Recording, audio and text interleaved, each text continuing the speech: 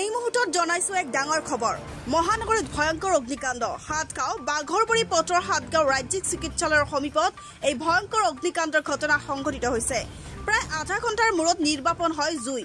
তিনিখন অগ্নি নিৰ্বাপক বাহনে নিয়োজিত মজুত কৰি ৰখা গেছ পাইপত এই ভয়ংকৰ অগ্নিকাণ্ডৰ সূত্ৰপাত হৈছে অগ্নিকাণ্ডৰ প্ৰকৃত কাৰণ বৰ্তমানেও জানিব পৰা হোৱা নাই মাটিৰ মালিক হৰিচন্দ্ৰ দাস বুলি জানিব পৰা গৈছে পুনৰবাৰ জনাইছো গুৱাহাটী মহানগৰীত ভয়ংকৰ অগ্নিকাণ্ড সংঘটিত হৈছে আৰু এই অগ্নিকাণ্ড হাতগাঁও বাঘৰবৰী পথৰ হাতগাঁও ৰাজ্যিক চিকিৎসালয়ৰ সমীপত এই ভয়ংকৰ অগ্নিকাণ্ডৰ ঘটনা সংঘটিত হৈছে প্ৰায় আধা ঘণ্টাৰ মূৰত নিৰ্বাপন হয় জুই কিন্তু তিনিখন অগ্নি নিৰ্বাপক বাহিনী নিয়োজিত থকাত এই জুই নিৰ্বাপিত হৈছে মজুত কৰি ৰখা গেছ পাইপত এই ভয়ংকৰ অগ্নিকাণ্ডৰ সূত্ৰপাত হয় অগ্নিকাণ্ডৰ প্ৰকৃত কাৰণ বৰ্তমানেও জানিব পৰা হোৱা নাই যদিও এতিয়ালৈকে তিনিখন অগ্নি নিৰ্বাপক বাহিনী নিয়োজিত হোৱাৰ পিছতে প্ৰায় আধা ঘণ্টাৰ মূৰত নিৰ্বাপন হয় জুইখিনি মাটিৰ মালিক হৰিচন্দ্ৰ দাস বুলি জানিব পৰা গৈছে ৰিপৰ্ট নিউজ অসম এনি কাৰণটো কি আৰু কিহত হৈছিল অগ্নিকাণ্ডটো কাৰণটো সেনেকুৱা আমি বৰ্তমান জানিব পৰা হোৱা নাই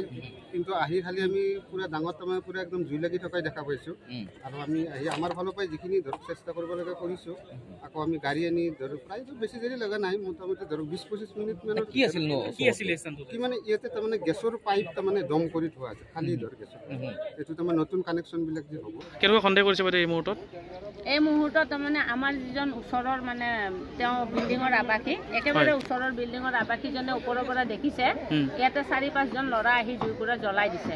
তেওঁ একচুৱেলি বৃদ্ধ মানুহ সেইকাৰণে ভালদৰে সেই ঘৰত তেওঁ বোলে বাৰ বাৰ কৈছে জুই নজ্বলাবি নুমাই দে কিন্তু তেওঁলোকে শুনা নাই জুইকুৰা লগাই দি তেওঁলোকে গুচি গৈছে 4-5 জন যুৱকে আহি জুই লগাই দিছিলে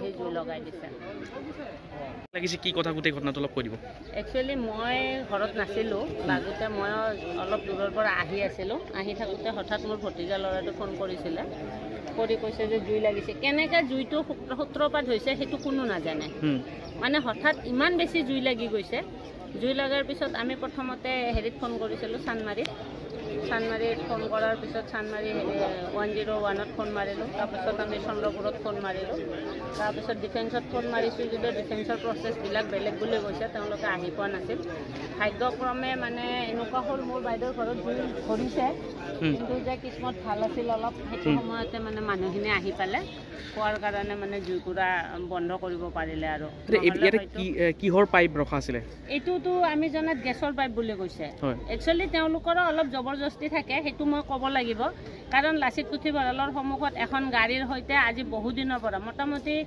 এবছৰমান হ'লনে ডেকাদা এবছৰমানৰ পৰা তাত গাড়ী এখন থৈ দিছে তেওঁলোকক যদি কওঁ গাড়ীখন আপোনালোকে উঠাই নিয়ক তেওঁলোকে লগে লগে কয় যে আমি ৰাইজৰ কাম কৰি আছোঁ এতিয়া ইয়াতো তেনেকৈ খালী ঠাই পাই পেলাই তেওঁলোকে থৈছে এইটো পাইপটো কোনোবা আলম নামৰ মানুহ এজনে ৰাখিছিলে একচুৱেলি মোৰ ভতিজা ল'ৰাৰ ইমান হেৰি নহয় আৰু সি নামটো কৈছে আৰু বস্তুটো ৰাখিছে